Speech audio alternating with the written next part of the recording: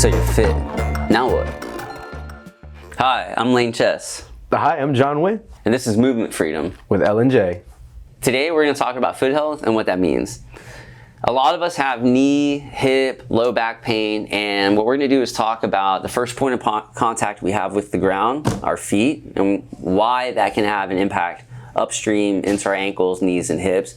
And hopefully we'll be able to give you some takeaways that you can use at home that'll help you get out of pain and be able to move more naturally. Yeah. So that's great and all, Lane, but what is a foot? That was fun looking up the definition of a foot, I gotta tell you.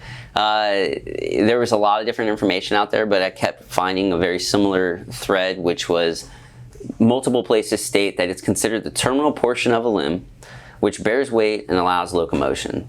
It's got 26 bones, which is interesting that it's over 10% of the bones of the human body, all in your point of contact with the earth. We looked up the word foot. It actually comes from an old Proto-Germanic word, fote, F-O-T-E, meaning foot. And part of that is when King Henry was measuring his foot, it came out to 12 inches long, and now we use that measurement today for a foot. Well, they liked their beer. Those 3 grains of barley made an inch, so 12 inches made King Henry's foot. Well, let me ask you, what are the focus points of a human foot? A lot of us have knee, ankle, hip, and back pain. And where this comes from is having issues starting with the foot. It's our first point of contact with the earth. You know, I know that you've seen a lot of clients come in, they start squatting, ankles are collapsing. You know, I've dealt with runners, they come up to me and they've got, you know, plantar fasciitis or Achilles tendon, and these issues that are occurring from not using the tool of the human body that we have properly. When they come into squat, you're noticing dysfunction up chain beginning at the feet. Yeah, so first I think we need to first talk about what the kinetic chain is. When you think of a kinetic chain, it's things that interact together, right? And when you say move something up or downstream, it's going to affect everything else, right? And so when we start at the feet or from the ground level and work our way up, right, we have to have good arches. Well, what are good arches? What I would consider a good arch is a stable arch, right? An arch that really doesn't collapse or invert or evert depending on if you are moving, right? And you have 3 focal contacts of your foot. You have your heel, which is the main point. You have your right under the big toe, which is part of the triangle or tripod your foot is. And then you also have right under the pinky toe, right? And so when you feel all 4 points of contact and you have a good stable arch, you have 3 a good... points.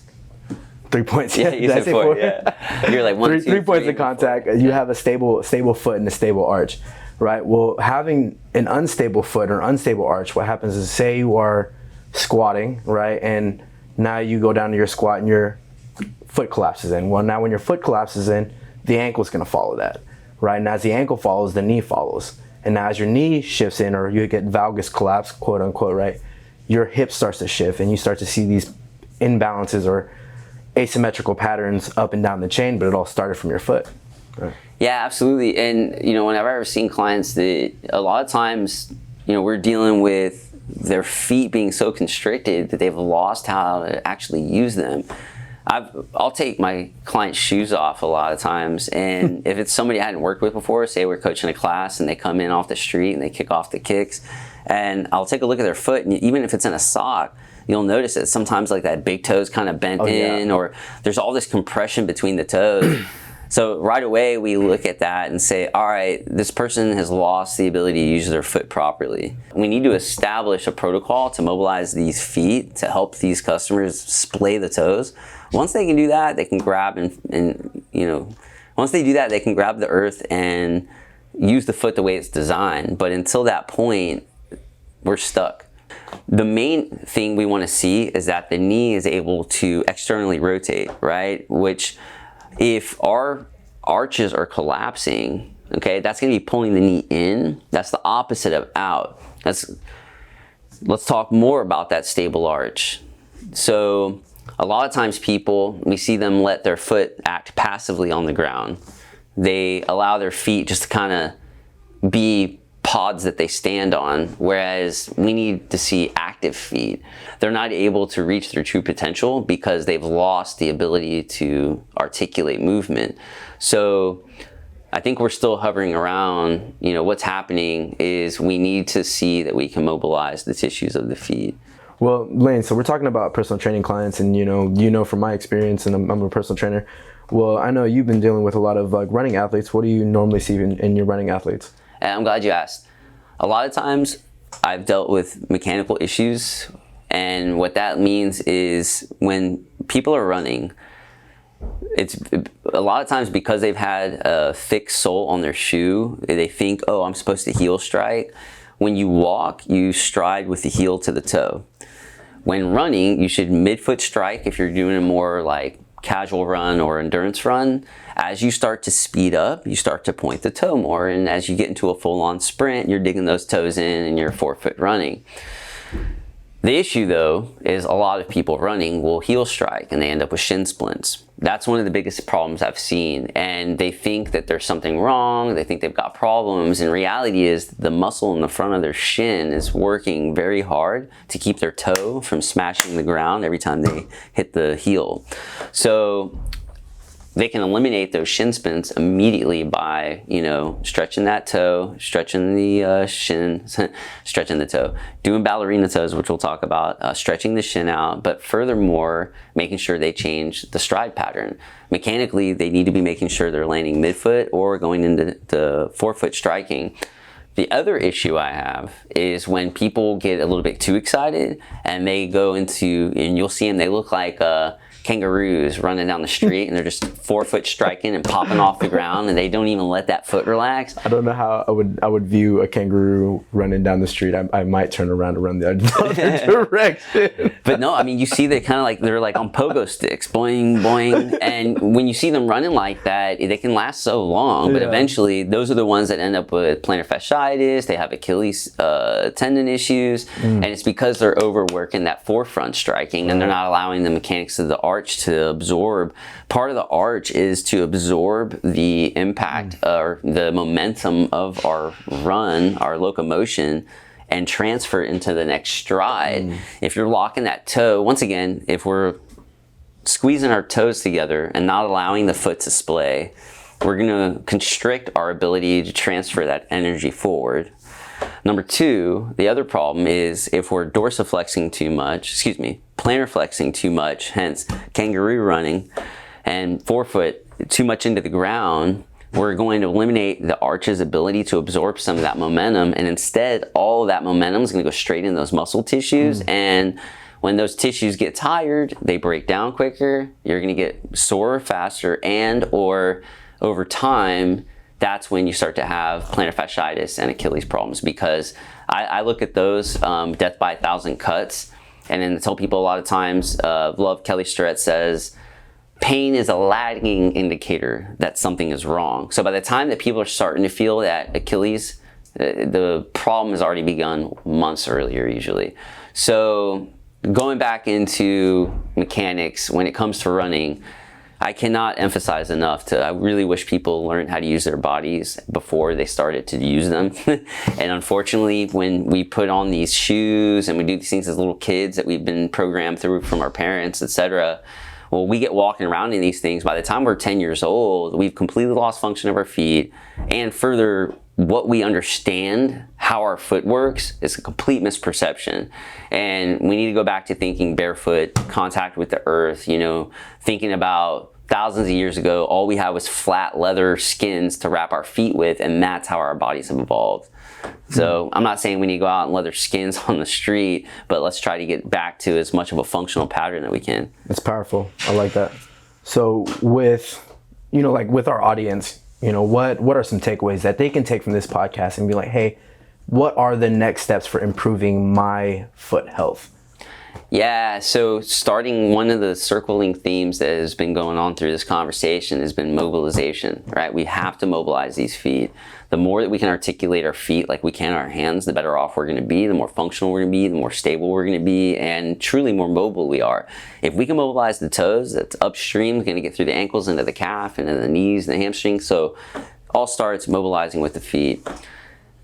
Have you ever done the lacrosse ball on the feet? Oh, I love it. I have. Do you do the grip and then extend? Oh my God, I love it. Get on the balls. I have a specific, I love the lacrosse ball, but the lacrosse ball for me feels like it's almost too big. I can't really dig into some of the. Oh, you're trying to, man, that thing's almost my too God. tiny for me. Really? I have this little small rubs ball that is perfect. Like a golf ball size? It's small. It's smaller than a golf ball. Really? Oh, you can really dig in there, man. It is crazy. It is phenomenal. I kind of want to try that. Yeah. So in terms of mobilizing, right? Yeah. Soft tissue work, I mean, it's number one. Most of the time though, like I said earlier, right? Like we try to use things that are almost too big sometimes. Right, and the muscles in the foot, there's so many of them, and they're all so small, right? Like you really need something really, really small to dig into it. But after that, you're talking about getting better shoes, especially for. And this is one thing I talk to my clients about a lot, Amen, right? It's man. just really understanding what type of shoe is for what, right? Like I get clients that come in, and ideally I would have everyone train barefoot, right? But sometimes people are a little weird about it, and I totally get it, right? You're in a gym, it's dirty, right? You don't know what people are having or whatever, right? But with that said, a lot of people come into the gym, they don't want to be barefoot, but they have running shoes on. It just has this super narrow toe box. High heel. You can't do anything with it, right? Like it offers you no stability, right? And so what Actually I tell my destabilizes them. Yeah, absolutely, right? And so I tell my clients, get a training shoe and something with a nice wide toe box. Something Flat that you heel. can feel comfortable in, but also feel stable in, right? And that's the most important thing when we're talking about training is just, are you stable first? So we're talking toe spacing, right? But that leads to getting barefoot more. All right. So I'm a big fan of just walking in grass, getting in the dirt with your feet, walking in the mud. Get the dogs out. Man, Eric Church says nothing will dust the rust right off your soul like walking through some mud. So, I'll tell you, there's something good about it. I've actually read stuff, and it's like there's this positive, negative energy transfer if you step on the dirt and all this and that. I don't know. I just know it's good for you. Okay. Feels good. Yeah, and for me, I got to the point where you have to condition. You can't just go out there barefoot and start running on trails, but. Starting off with just a couple feet of walking through the trails, you'll feel them. You might feel some roots, But over time, you callus and you build up to it. And before you know it, you can do some short runs. And I got to where I could do short runs through the Memorial Trails. I used to have a blast back there. And but here's the thing: I'll do barefoot running on the Memorial Trails any day. But I'm not going to go barefoot down, Allen Parkway, paving concrete, right? So now talk about purpose and, and function of the tools that we have. Exactly like you said a minute ago, this makes sense. Okay, now maybe I'll put on a pair of running shoes. I'm a big fan of Cloud, Ons, whatever. I like wearing Ons for when I go running. But if I'm training, I got a pair of New Balance flats on, and if I'm out in the trails, I'm barefoot, And like I said, everything has its place. But you have to know when and where to put these items. And I wouldn't say get a barefoot shoe and go run a marathon. And I wouldn't say, put on a running shoe and do squats. It's kind of simple as that. And I really hope we can wake people up to that. Love it. Be barefoot, y'all. Good for you. Be barefoot.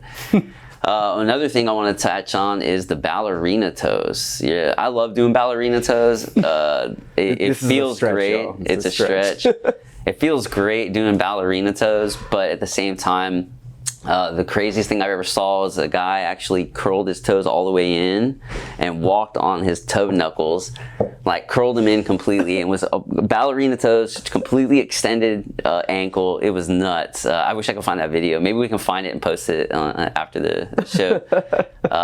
Maybe that'll be the thumbnail. The guy like walking around on his knuckles. That's worse than the kangaroo. Yeah, I'm running the other direction too. That's worse than the kangaroo. Awesome. But yeah, it's curling those toes in and punching your knuckle in and extending your ankle, and you'll feel that stretch all the way through the front of the ankle, up the front of the shin, and that'll help get rid of shin splints very quickly. But furthermore, it'll also help just overall ankle, foot flexibility. It's super important. So I really hope everybody enjoyed our rant about the feet. We have many more coming. We're going to be talking about the human body from the feet all the way up to the head. One segment, one joint, one limb at a time. I'm hoping our listeners are able to gain something that they can take away and use in their lives to be, more functional, more healthy, more capable of doing the things that they love. All right, stay tuned, y'all. We got ankles, calves, and then we got knees, and then hips right after that, yeah?